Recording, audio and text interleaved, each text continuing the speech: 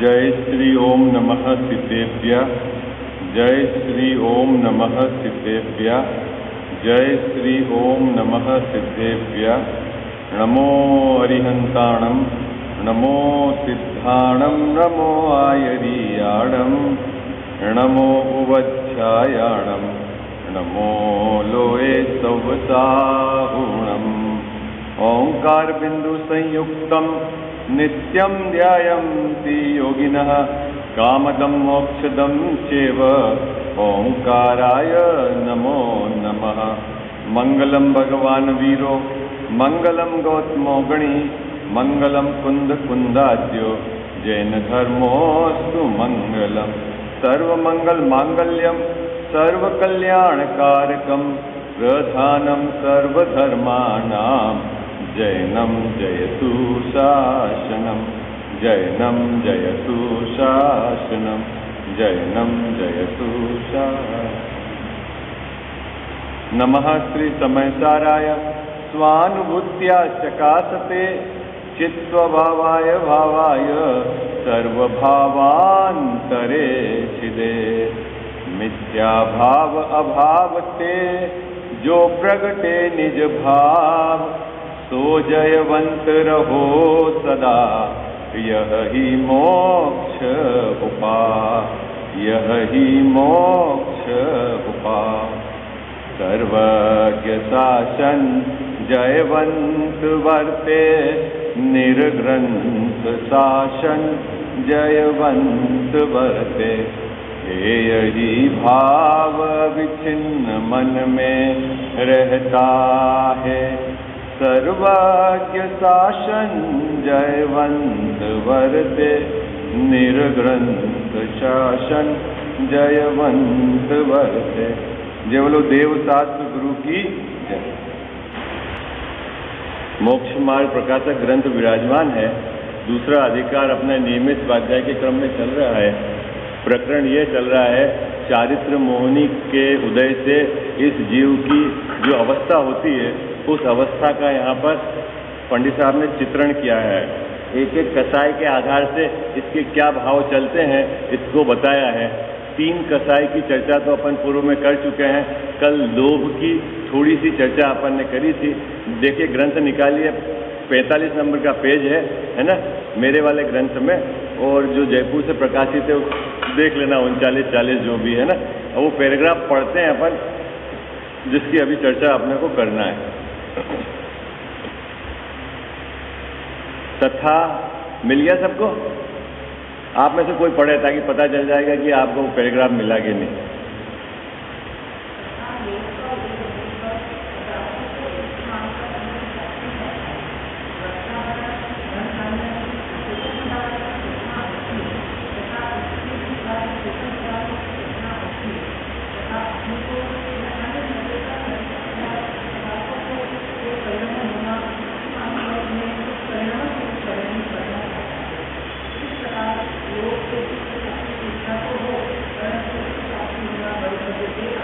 मिल गया सबको ये पैराग्राफ ग्रंथ में?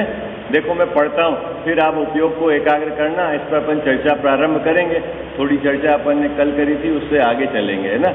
तथा लोभ का उदय होने पर, है ना, यहाँ लोभ मतलब क्या बता रहे हैं बाबूजी? लोभ का उदय होने पर, है ना, चारित्र मोहिनी में लोभ नाम का जो कसाय है, उसके उदय होने पर जीव की परिणति में क्या चलता है, किस प्रकार के भाव चलते हैं, उसको अभी यहाँ टोडरमल साहब बताएंगे। किसकी बात चल रही? संसार अवस्था का यहाँ निरूपण चल रहा है। संसार अवस्था में चारित्र मोह के उदय से, चारित्र मोह में भी लोभ नाम की कसाय के उदय से इसके क्या चलता है, इसका ये प्रकरण यहाँ पर लिया है 3-4 पंक्ति में। देखो क्या कहते हैं, लोभ का उदय होने पर। मिल गया सिंगल साहब? मिल गई पंक्ति आपको? पदार्थों को इष्ट मानकर उनकी प्राप्ति चाहता है। लोभ किसको कहते हैं? लोभ कसाय किसको कहते हैं, है ना। तो यहाँ देखो पूरे चारों कसायों में इष्ट और अनिष्ट बात बराबर टोडरमल साहब ने पकड़ कर रखी, जो इसकी प्रस्तावना में, विषय के प्रस्तावना में लिखा था क्या कि इष्ट पदार्थों को इष्ट मानकर हमें जो निरंतर जिस प्रकार की भावना चलती है कि ये सामग्री मिल जाए, चेतन और अचेतन दोनों की बात है ना, दोनों को अपन समझेंगे। ये भावना चलती है, क्यों चलती है? घर का मकान हो जाए, एक गाड़ी हो जाए, बच्चे का ये सिलेक्शन हो जाए, कोई बैंक की एफडी हो जाए, बच्चे के अच्छी जगह संबंध हो जाए, बच्चे की ये पढ़ाई हो जाए, वाट एवर में भी, है ना, जो भी आप समझो, ये जो चलती है, ये इच्छा क्यों चलती है? नहीं, यहां क्या कह रहे हैं पंडित साहब यहां की भाषा में कि पदार्थों को इष्ट मानकर अचेतन पदार्थ में भी इष्टपना माना है और चेतन पदार्थ में भी इष्टपना माना है। अचेतन पदार्थ के किसी परिणमन को इष्ट माना है और सचेतन पदार्थ के किसी परिणमन को इष्ट माना है, और जब उसमें इष्टपना माना है तो उसकी प्राप्ति का भाव इसके निरंतर चलता रहता है, और जो उस इष्ट पदार्थ की प्राप्ति का भाव वह कहलाता है तृष्णा। बात पकड़ में आई आपको? तृष्णा है ना, तृष्णा। पूजा में बोलते हो ना कजाव साहब आप, तृष्णा की खाई खूब भरी पर रिक्त रही वह रिक्त रही। ये तृष्णा क्या है? किसकी इच्छा? हाँ, और इष्ट पदार्थ को प्राप्त करने की इच्छा। एक बात अभी देखना, गड़बड़ी क्या है? पदार्थ में इष्ट अनिष्टपना नहीं है, एक नंबर की गड़बड़ी, और आपकी इच्छा से पदार्थ मिलता नहीं है। भाई आई बात पकड़ में आई नहीं आई आपको? मिटा दूं मैं बोर्ड? देखो तीन चीजें हैं, बराबर अपने को समझना है ना। क्या है तृष्णा, क्या है संतोष और क्या है तृप्ति? अरे शब्द तो सुने हुए हैं आपने।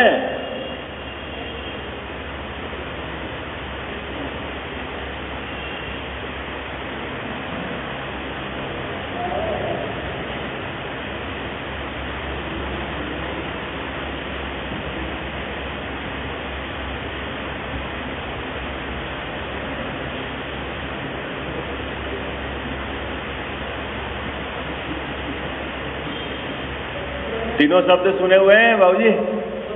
तृष्णा, संतोष, तृप्ति। तृप्ति है। अभी बात चल रही है नंबर 1। तृष्णा शब्द लिया है टोडरमल साहब ने, निरंतर ऐसा शब्द लिया है उसको। तृष्णा रहती है किसकी? सचेतन और अचेतन पदार्थों की। अब तृष्णा किसको कहते हैं कि उसको निरंतर उसकी प्राप्ति चाहना। किसकी प्राप्ति चाहना? सचेतन और अचेतन पदार्थ की प्राप्ति चाहना। अब प्रश्न है कि चाहता क्यों है? प्रश्न यह है कि उनको चाहता क्यों है?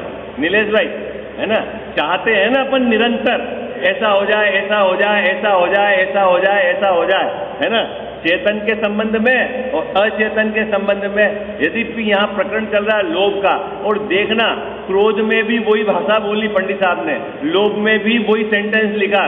क्रोध में क्या कहा कि परद्रव्य को अपने अनुसार परिणमन कराने की ये इच्छा रखता है, और लोभ में भी यही बात कहेंगे क्या कि ये जो परद्रव्य को जो है परिणमन कराने की इच्छा रखता है, ये क्या उसको लोभ कहते हैं। अभी अपन समझेंगे कि वो लोभ क्यों कहते हैं उसको, लेकिन अभी पहले अपने को ये बात समझनी है। क्या समझनी है? कि इसे निरंतर जो सामग्री ये इष्ट मानता है उसकी प्राप्ति की इच्छा चलती, प्राप्त हो जाए, बने रह जाए, ये इसके निरंतर अंदर में ये भावना इच्छा चलती है।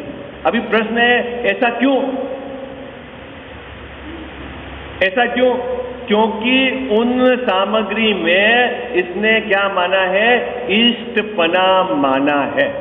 पहले नंबर क्या करा है उसने? इष्टपना माना है। किसमें इष्टपना माना है? चेतन हो अचेतन, है ना, इष्ट माना है। और इष्ट माना है तो उनकी निरंतर इसके प्राप्ति हो, प्राप्ति हो, प्राप्ति हो, ऐसी इसकी इच्छा चलती रहती है ना। तो गड़बड़ी कितनी हो गई? गड़बड़ी यहां तक हो गई 2। नंबर 1 की गड़बड़ी, एक तो पदार्थों में इष्ट अनिष्ट नहीं था, इसने कोई पदार्थ को इष्ट माना, किसी अवस्था को इष्ट माना। 1 नंबर की, पहले नंबर की गड़बड़ी हो गई। पहले नंबर की गड़बड़ी क्या है?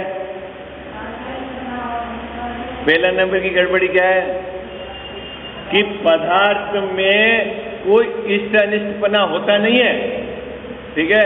इसने अपनी कल्पना से किसी पदार्थ को इष्ट माना है, किसी अवस्था को इष्ट माना है, ये अपनी पहले नंबर की गड़बड़ी। दूसरे नंबर की गड़बड़ी, इष्ट पदार्थों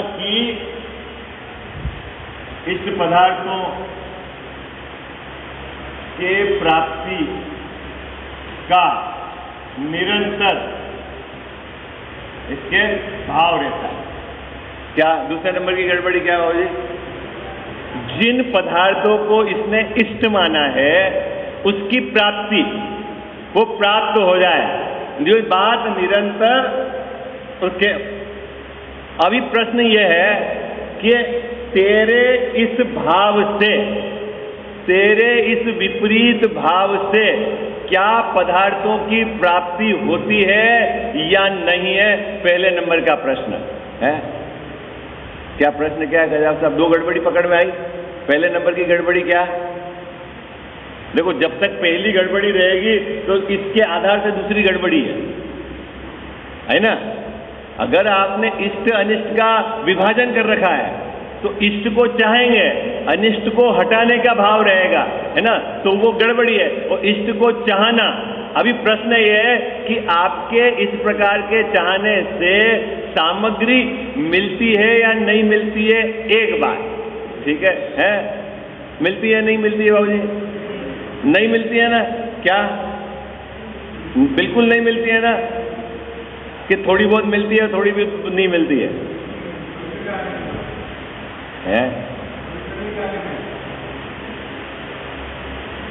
बोलो भाई, कुछ तो बोलो, फिर मेरा अगला प्रश्न पूछूंगा आपसे मैं।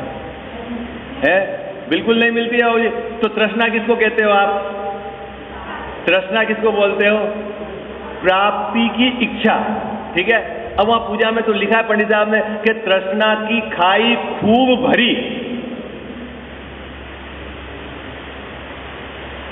कि जो प्राप्ति की मेरे जो इच्छा होती थी उसको मैंने खूब भरा, पर रिक्त रही, वह रिक्त रही। इसका मतलब है इच्छा को आप भर सकते हो ना।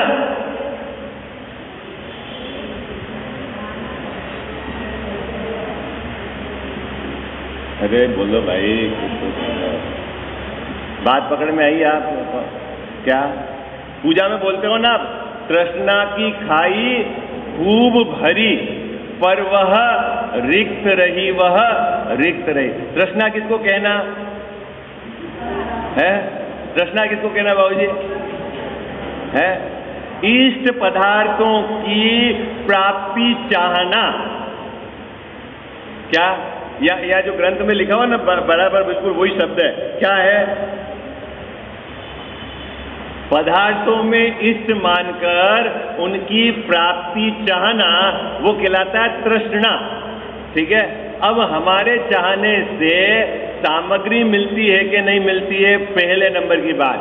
दूसरे, सामग्री में इष्ट अनिष्टपना है कि नहीं, ये बात, इसका अपन विचार करें। नहीं मिलती तो फिर तृष्णा की खाई कैसे भरी जाती है?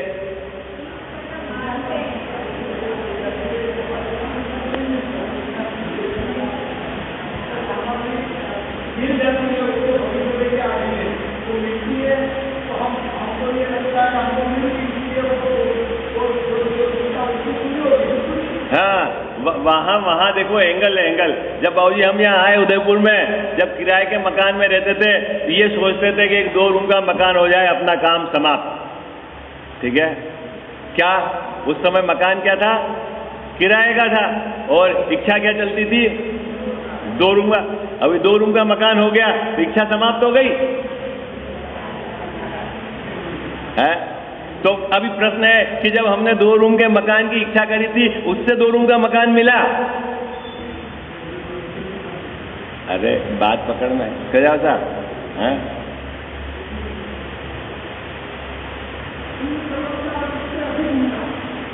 अभी बात पकड़ना कि जो इच्छा थी उससे सामग्री नहीं मिली, लेकिन जो हमने इच्छा करी थी कदाचित ऐसा भी हो गया कि उस सामग्री का संयोग उदय के कारण मिल गया। प्रश्न यह है कि आपकी इच्छा करी और सामग्री का मिलना हो गया, तो क्या अब आपके आगे की इच्छाएं समाप्त हो गई? प्रश्न यह है। तो कितनी खड़ी रही है? कितनी खड़ी रही है? ऐसा तो वहां कहते हैं रिक्त रहा। वो रिक्त मतलब समस्याएं उतनी की उतनी इच्छा के रूप में खड़ी है।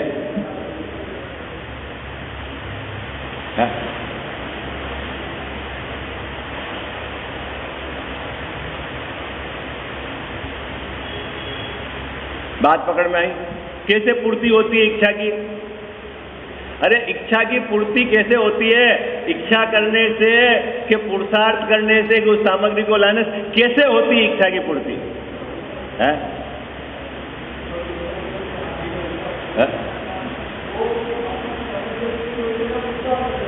ये गले उतर गई हमारे बात है?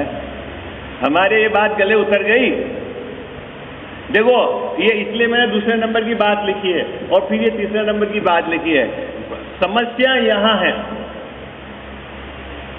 समस्या यहां है। इस जीव को निरंतर पदार्थ जो चेतन अचेतन जिसमें इष्ट अनिष्टपना नहीं था, अपने अज्ञान से उसमें इसने इष्ट अनिष्ट की कल्पना करी, 1 नंबर की गलती। और जो इष्ट सामग्री इसने मानी अपनी कल्पना से, उसकी प्राप्ति का निरंतर यह इच्छा रखता दुखी हुआ।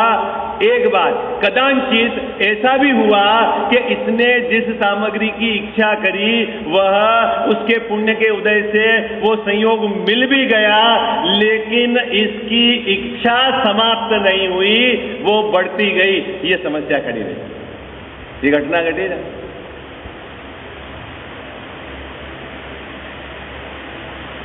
कब सुखी होगा फिर ये इच्छा? बाबू जी कब सुखी होता है जी? जब आप सभी इच्छा पूरी हो जाए है? बड़े पंडित साहब का स्लोगन है ना, क्या? इच्छा को पूरा करते करते सुखी होने का प्रयास न करें, अपितु इच्छा के अभाव का प्रयास करें, है ना? क्या मुझे एक शब्द टू शब्द याद नहीं है, बहुत लंबा समय हो गया उसको स्लोगन। क्या आंटी जी आपको याद है? इच्छा की पूर्ति नहीं, इच्छा का अभाव करना है, ऐसा है कुछ उसका एंगल।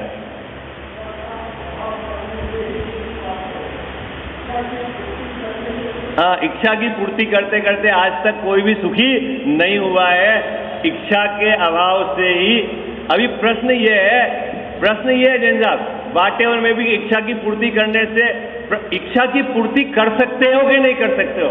मुद्दा तो यहां है, गड़बड़ी तो यहां है। क्या कह जाओ? इच्छा की पूर्ति कर सकते हैं कि नहीं कर सकते हैं अपन? प्रश्न तो ये है, अपनी कितनी ताकत है? नहीं बाबू जी क्या बात करते हो आप? अभी 5000 के शर्ट को खरीदना है, अभी पूर्ति कर सकते हैं, हमारे पास सामग्री है, इच्छा है। ऐसा ही है, ऐसा ही है।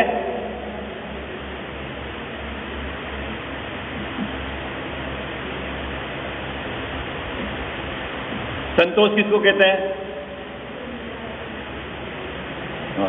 बोलते हो ना मेरी भावना में, संतोषामृत पिया करूं, किसको बोलते हैं? संतोष। और वो अमृत है और वो पिया करूं, ऐसी मेरी भावना है। तो आप क्या पी रहे हो अभी? अमृत नहीं पी रहे हो तो क्या पी रहे हो? साहब हम जहर पी रहे हैं। तो जहर किसको कहते हैं? तो बोले ये तृष्णा तो है जहर और संतोष है अमृत। अब बाबू जी कौन कह रहा है आपको जहर पीने का और कौन कह रहा है अमृत पीने का? कौन रोक रहा है? अभी खोज तो करनी पड़े। वहां बोलते हैं ना मेरी भावना में संतोष अमृत पिया करूं, है? कौन रोक रहा है आपको? अरे अमृत किसको कहते हैं? संतोष का अमृत किसको कहते हैं? क्या पंक्ति कर जाओ सब आगे, है? बोलो। परधन वनिता में न लुभाऊं।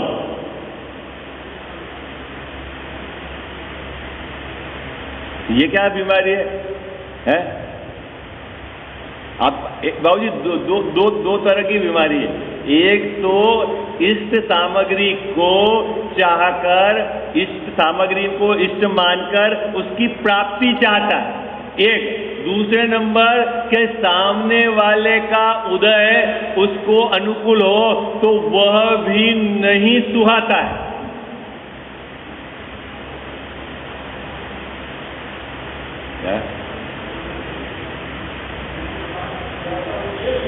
हाँ,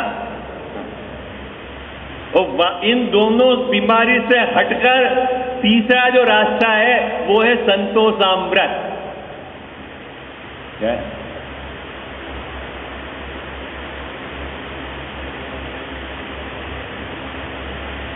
सामने वाले का मकान, सामने वाले की गाड़ी, सामने वाले की प्रसिद्धि, सामने वाले का व्यापार देखकर अरे ऐसा होना चाहिए, ऐसा होना चाहिए, ऐसा होना चाहिए, मतलब प्रकारांतर वो तृष्णा चलती है। और तृष्णा मतलब जहर है। तो फिर संतोषामृत कैसे? आप बोलते तो हो ना मेरी भावना, क्या क्या भाव पकड़ते हो अंदर में? आप बताओ, है? अमृत पिया कि नहीं पिया गजावस्था है कि सिर्फ पाठ बोलने में ही अमृत पिया? अरे जो उदय जनित सामग्री मेरे को प्राप्त है उसमें कुछ फेरफार करने की और कुछ उसमें बढ़ाने की ऐसी भावना नहीं रहना, वो है संतोषामृत।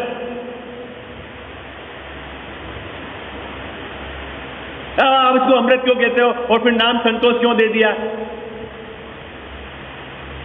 आपने इसको अमृत क्यों कहा और इसका नाम संतोष क्यों दे दिया? अरे भाई, जो उदयजनित सामग्री मिली है तू उसमें फेरफार करने का भाव रखेगा तो भी वहां कुछ चेंज होने वाला नहीं है, और तू चेंज करने का भाव रखेगा तो तुझे दुख ही मिलेगा, शांति नहीं मिलेगी।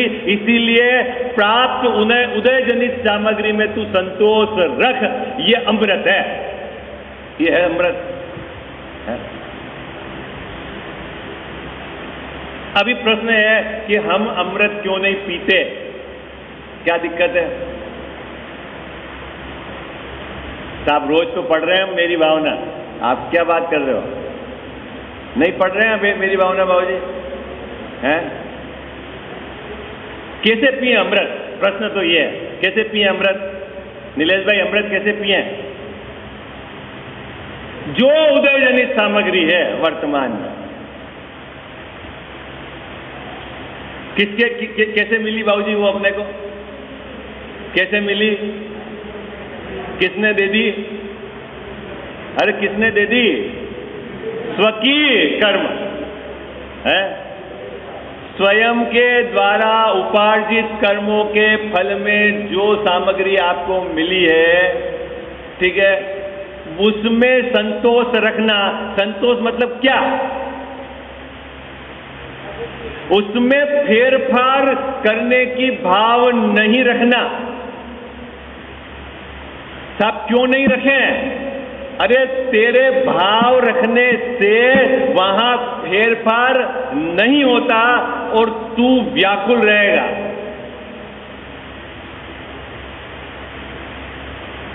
और फिर पूजा में बोलते हैं, हम क्या बोलते हैं पूजा में? बोलो बाबू, व्याकुल का फल निराकुलता है, ऐसा है? खैराव साहब क्या बोलते हैं पूजा में? आप सिंगल साहब क्या? व्याकुल का फल व्याकुलता है।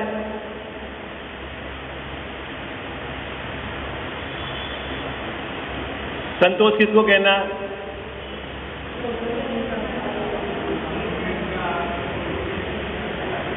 जो उदय जनित सामग्री हमारा संयोग है, शरीर का हो, अरे साहब कमजोर है, काला है, शरीर में ताकत नहीं है, बच्चा ऐसा है, पत्नी ऐसी है, व्यापार ऐसा है, अरे ये जो रोना है ना दूसरे का देखकर या इसमें चेंज करने का जो तेरा निरंतर भाव चलता है, ये दोनों जहर है। फिर क्या करना? जो है उसमें संतोष। जैसे ही आपने उदय जनित सामग्री में संतोष रखा, आप बाहर से अपने उपयोग को फ्री कर लिया। तब अपनी खोज चालू हो गई। खोज चालू हो गई कि मेरा स्वभाव क्या है। हो मैं परिपूर्ण ज्ञानानंद स्वभावी, आनंद का कंद, परमात्मा स्वरूप सदा विराजने वाला एक रूप परम पारिणामिक भाव ऐसा ज्ञायक हूं। और उधर संयोगों से उपयोग हटा, अपने परिपूर्ण स्वभाव की तरफ दृष्टि गई, उसका उधर का झुका हुआ रुचि रस उधर की तरफ का बढ़ा, और जैसे उसकी दृष्टि हुई और परिणति में आनंद आनंद आनंद आनंद, वो तृप्ति चालू हो गई। ये तीसरे नंबर की बात है, तृप्त। अपना परिपूर्ण स्वभाव का आनंद चखकर तृप्त रहना, ये तीसरे नंबर की बात, तृप्ति।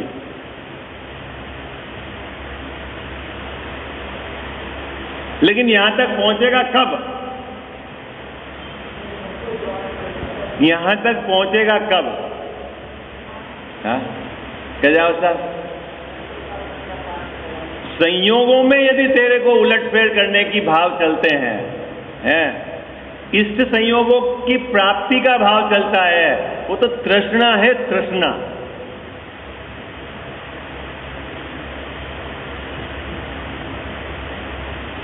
एक भाई है बाबूजी, अन्यमति का है, हमारे अच्छे मित्र हैं, वो ये बोलते हैं साहब कि अपन अधिकतर 90% दुखी सामने वाले को देखकर है। मैंने कहा बात तो आप सोच रहे हो जो सही है। मैंने कहा सामने वाले को देखकर कैसे दुखी होते हो आप? हैं? होते हैं बाबूजी ऐसा? है? सामने वाले को देखकर है? किसी का मकान, किसी की गाड़ी, किसी का व्यापार, किसी की प्रसिद्धि, कैसे है? कैसे है? वो उसके उदयजनित है, और तेरे पास तेरे उदयजनित सामग्री है जिसको तू व्यवस्थित भोग कर शांत रह सकता है, लेकिन वो भी नहीं है इसके। नहीं है, ऐसा नहीं है।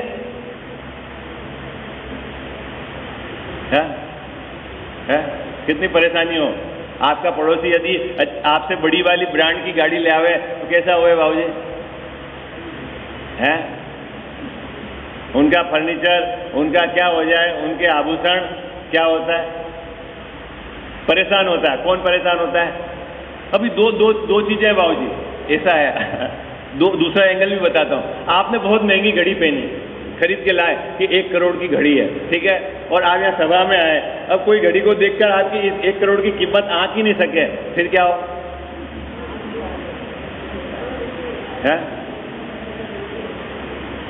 अरे क्या काम है? फिर क्या होता है? बोलो ना। फिर आपको वो बताना पड़ता है, स्पेसिफाइड, उसका डिस्क्रिप्शन करना है। क्या बताना कि साहब ये इस ब्रांड की है, इसकी ये कीमत है, इसमें ये फैसिलिटी है। तो अब और जब तक सामने वाला नहीं जाने तब इसको संतोष नहीं होता। ऐसा ही है ना? गड़बड़ी पकड़ में आ रही है आपको? एक्चुअली क्या है ये, इसका दृष्टिकोण। मैंने अपनी जो सभा चली थी ना, उसमें सबसे बड़ी बात यह है कि इसकी अभी पात्रता नहीं जगी। इसके अंदर में आत्म कल्याण की भावना ने वो वो एंगल मतलब उस तरह की क्वालिटी जनरेट नहीं करी अंदर में। उसको निरंतर परद्रव्य के आधार से, संयोगों के आधार से अपने को ऊंचा मानने की जो धारा चलती है, इसलिए ये सब गड़बड़ है, खड़ी है।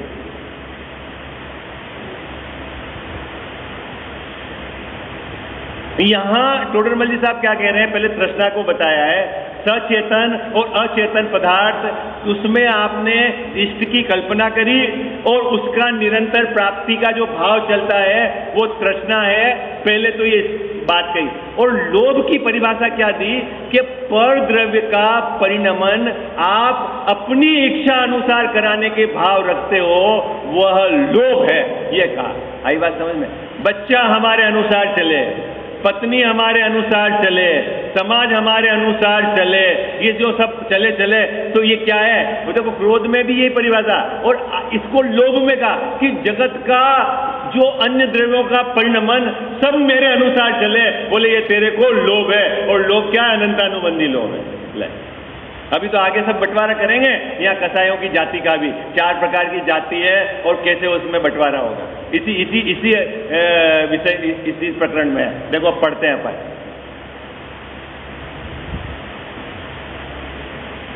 तथा लोभ का उदय होने पर पदार्थों को इष्ट मानकर, कौन इष्ट मानता है पर पदार्थों को? कौन मानता है? जीव नहीं, कौन मानता है? मैं। पदार्थों में इष्ट निष्पन्ना है कि नहीं है? नहीं है। क्या पर पदार्थों को इष्ट मानकर उनकी प्राप्ति चाहता है? जिनको इष्ट माना वो बने रहे, वो मिल जाए, ऐसा इसको निरंतर भाव चलता है। इस भाव को पर्यायवाची में कहा तृष्णा। देखो अब आगे इस अगली पंक्ति में इसी को कहा, सचेतन तृष्णा और अचेतन, सचेतन पदार्थों की तृष्णा और अचेतन पदार्थों की तृष्णा, अन्य उनकी प्राप्ति का भाव बना रहता है। ये बात है। देखो वस्त्राभरण, धन धान्यादि अचेतन पदार्थों की तृष्णा होती है, तथा स्त्री पुत्रादि चेतन पदार्थों की तृष्णा होती है, तथा अपने को या अन्य सचेतन अचेतन पदार्थों को कोई परिणमन होना इष्ट मानकर उन्हें उस परिणमन स्वरूप परिणमित करना चाहता है। अपने शरीर का परिणमन है, पुत्रादि का, ग्राहक का, दुकान का, घर का, गाड़ी का, क्या कैसे चाहता है परिणमन? अपने अनुसार। और वो अनुसार कैसे बनाया इसने? कि जिस परिणमन को इसने इष्ट माना कि ये परिणमन अच्छा है, उस रूप उसका परिणमन चाहता है। मैं चाहता हूं कि बच्चा 7 बजे उठ के मंदिर आ जाए, नहीं। मैं चाहता हूं कि बच्चा 9 बजे दुकान खोल ले, नहीं। तो ये क्या है? ये इस प्रकरण में क्या कहा? लोभ है, लोभ है। नहीं सेंटेंस समझ में नहीं आया? हाँ? लगता है अपने को साहब हम उसका भलाई तो चाह रहे हैं, भलाई तो चाह रहे हैं, मंदिर आए, दुकान समय पे जाए, हम क्या कह रहे हैं? भले भलाई चाह रहे हो, लेकिन प्रश्न ये है कि आपकी कमजोर भूमिका में इस प्रकार का राग बढ़ते, लेकिन अपने को ये बराबर ध्यान में रखना है, निर्णय में रखना है कि उसका परिणमन मेरे अधीन नहीं है। एक बात, ठीक है। दूसरी बात क्या नक्की करनी है? कोई भी परिणमन उसका मेरे लिए इष्ट नहीं है।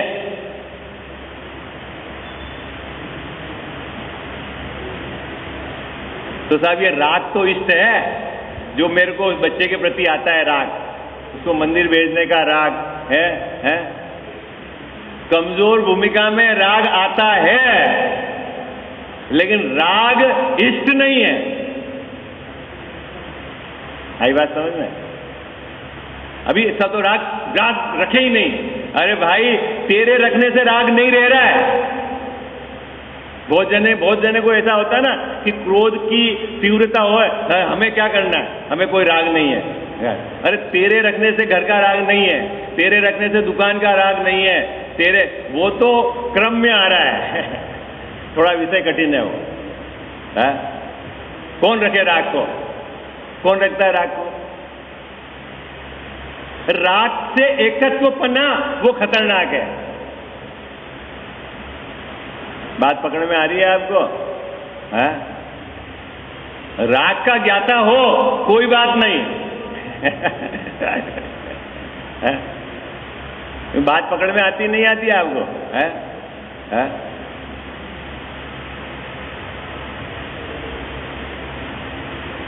परिणमन कराना चाहता है, परिणमन, ये लोभ है। जो भी चेतन पदार्थों का, अचेतन पदार्थों का और अपने स्वयं का भी परिणमन। मुझे ऐसा क्रोध नहीं आना चाहिए, मुझे ऐसा भाव होना, ये ऐसा जो ये बोले लोभ है। शरीर की ये अवस्था नहीं होनी चाहिए, संयोगों की ये अवस्था नहीं होनी चाहिए। तो कैसी होनी चाहिए? ऐसी होनी चाहिए। तो जिसको तेने इष्ट माना वो उसके अनुसार परिणमन कराना चाहता है, तो बोले ये लोभ है। देखो फिर पढ़ते हैं पंक्ति अपन, है ना। तथा अपने को, अपने स्वयं का परिणमन तो करा सकते हैं ना बाबूजी अपन, है? अपने स्वयं का परिणमन तो करा सकते हैं ना अपन, है? अरे बोलो ना।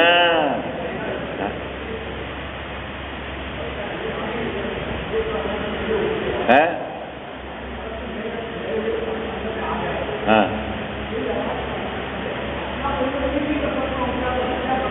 है? हाँ, तो आप जो कर सकते हो वो तो कर ही रहे हो आप।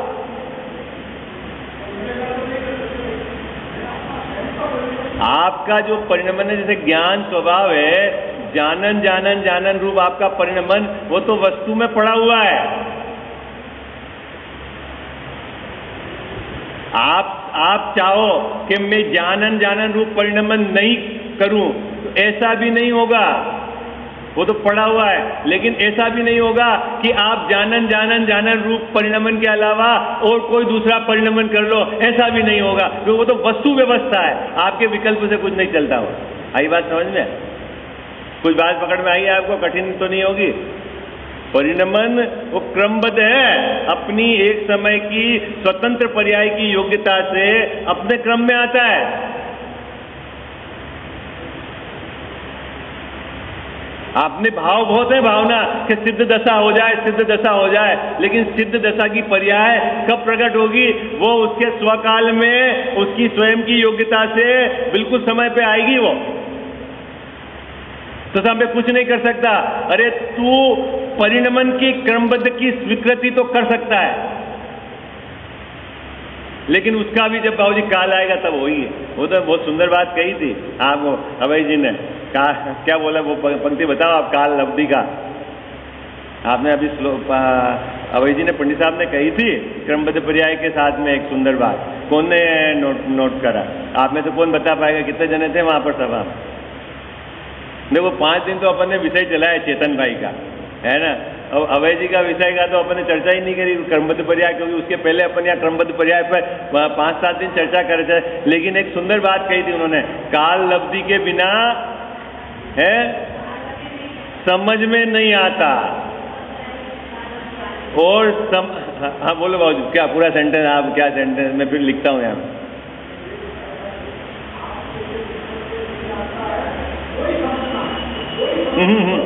काल लब्धि का वो रविंद्र जी का स्लोगन था, काल लब्धि वाला। आती नहीं है, बहुत सुंदर। क्या क्या कहा था आप वापस? काल लब्धि के बिना इसके समझ में आता नहीं है, और समझ में आए बिना इसके काल लब्धि आती नहीं है। आई बात समझ है? अब ये कल मैं पूछूंगा इसका भाव, आपने क्या समझा? फिर से बोल दूं मैं? आपको लिखना हो तो लिख लो, बहुत सुंदर बात है, क्योंकि दोनों तरफ के आगम में कथन मिलेंगे, आपको बराबर समझना पड़ेगा इसका क्या एंगल है। हालांकि इस विषय पर अपन ने चर्चा नहीं करी थी, क्योंकि क्रमबद्ध पर्याय पर अपनी चर्चा हो चुकी थी, इसलिए मैंने चर्चा नहीं करी।